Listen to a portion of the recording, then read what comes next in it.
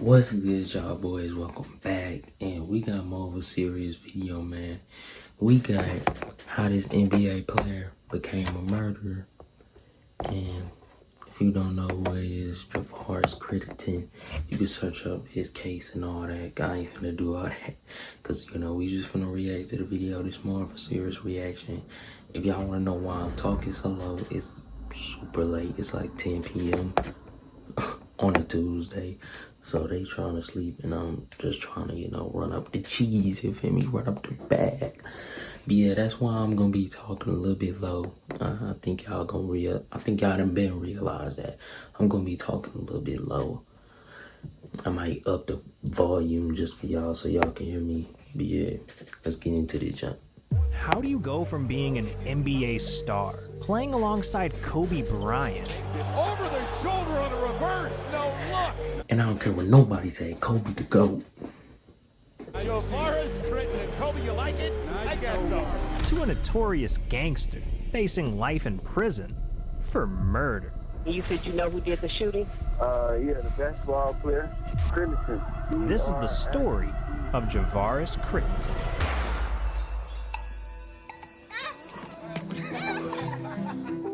Javaris was the last person you'd expect to become a murderer, because growing up in the projects of Atlanta during the early 2000s, he was a straight-A student, class president, and a basketball phenom. In fact, by the time Javaris graduated high school in '06, he was a McDonald's All-American and received a D1 scholarship to Georgia Tech. And after only a year playing college... See, hey, if anybody out there going D1, or if anybody out there that's, trying to go D1, that's watching this video, bro, don't do some shit like this. Don't do some shit like this. Don't do it. Don't do some shit like this. I promise you, bro. Do not do that, man. Like, this man ruined all this. Javaris earned his greatest achievement yet, being a 2007 first-round draft pick for the LA Lakers and signing a $2.6 million contract. Yeah, I was just excited, to be a Laker. You can't even walk in the building, you're stormed by fans. At just 19 years old, Javaris was an NBA star, playing next to Kobe Bryant. He was on top of the world, but one night changed everything. See how that music changed? See, one night during his first offseason, Javaris was out partying at the Block nightclub in Hollywood when someone caught his eye from across the room. Famous Atlanta rapper, Dollar, surrounded by his crew. Oh, my brightness was a little bit low. Alright, we back. Flashing diamond chains, beautiful women, and designer clothes. Young Javaris was mesmerized, so he decided to introduce himself. Wait, is this video on 180p or 1880p? Okay, it is. I got scared, bro. I don't want Another Dollar and his crew, to watch the video. part of a notorious LA street gang, You feel me? the Mansfield Gangster Crips. And with Javaris being a professional athlete and all, he should have just walked away right then and there. But instead, he was so enticed by the gangster lifestyle that he hung out with Dollar and his crew all night long. And over the next couple of months, Javaris grew even closer to the gang, until eventually he became an official Mansfield Crip. Now, Javaris may have been making waves on the streets, but his basketball career was a completely different story, because after joining the gang, Javaris was never able to gain his footing in the NBA. He went from the Lakers to the Grizzlies to the Wizards, all in just his first 2 seasons. See, bro, this is what I don't understand, dude. You got a $2.6 million contract right in front of your face. Just for you. All you gotta do is just play good, attend practice, and play the game, bro. Play basketball. And you got free 2.6 mil. But no, he And in throws all December that of away because he 2009, acts like his a thug. struggling basketball career went completely off the deep end. During a team flight to Washington, Javaris decided to pass the time by gambling on card games with his teammates. And after losing thousands of dollars, Javaris was pissed.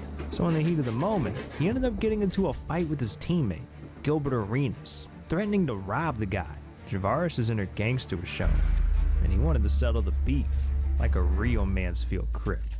So a couple of days later, Javaris pulled up to the Wizards arena and walked into the team's locker room with a loaded weapon. And after a heated exchange, Javaris found himself in a Wild West standoff with Gilbert Arenas. Now luckily, both guys eventually calmed down and no one ended up hurt, but that didn't stop the incident from being reported to the police. So a few weeks later, Javaris was charged with misdemeanor possession of a firearm and was sentenced to 1 year of probation.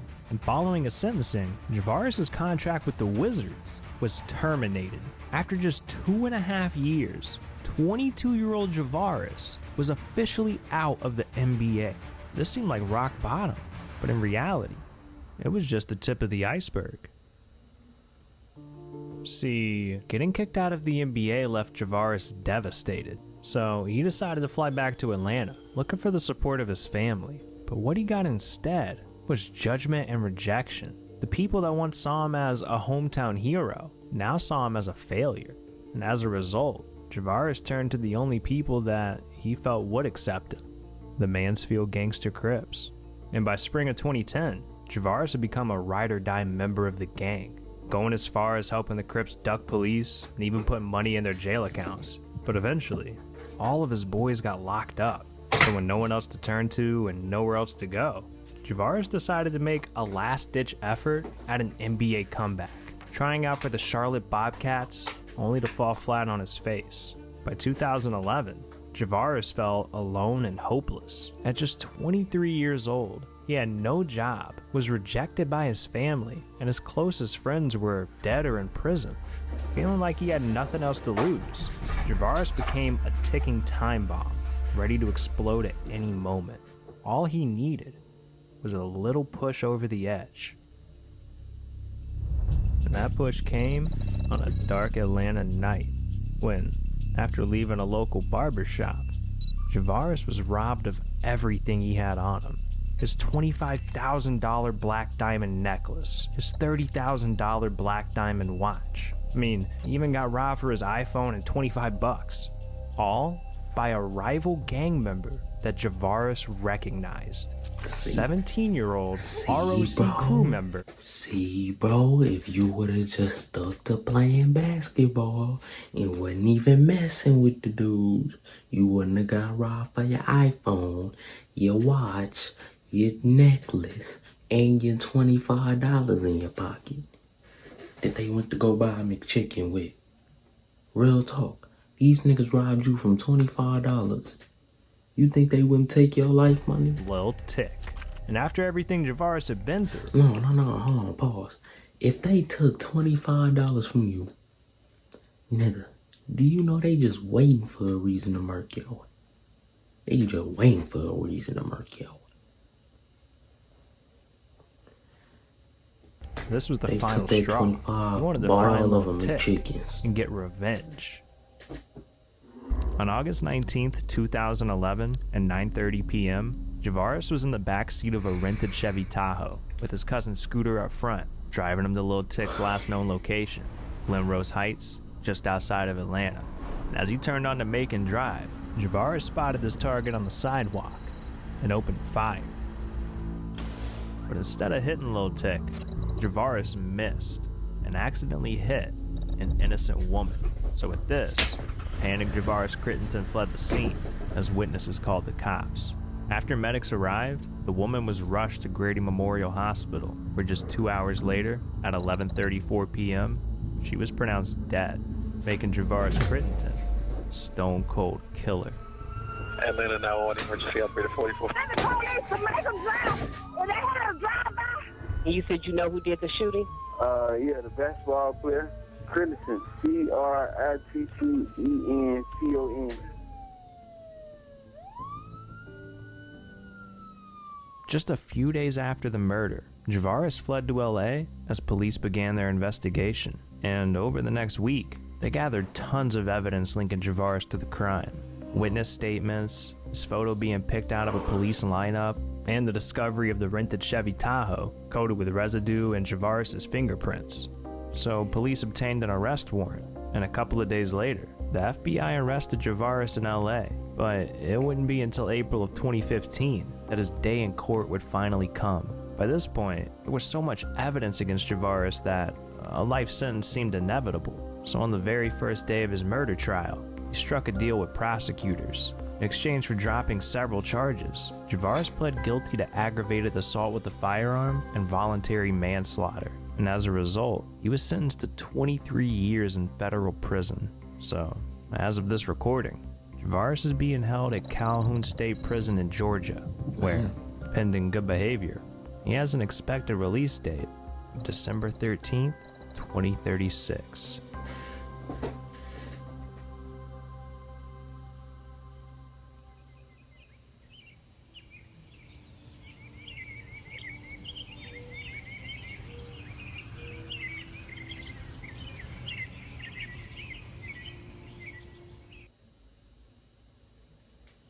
Dang, that was deep.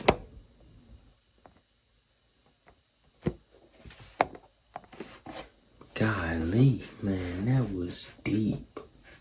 That was deep, man.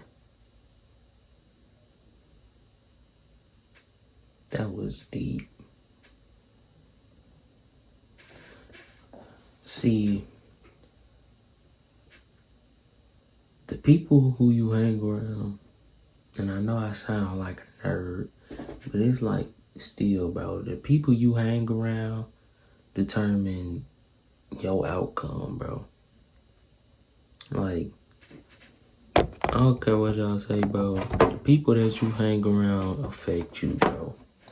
And it's like, he over here messing with some dudes from his hometown when they not playing basketball. They're not out there scoring points with Kobe. No, they over there shooting niggas and robbing niggas.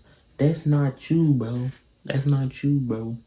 And I'm just saying this because it's like, bro, you wasted $2.6 million. $2.6 million. If that was in my hand right now, I don't even know what I'd do with it.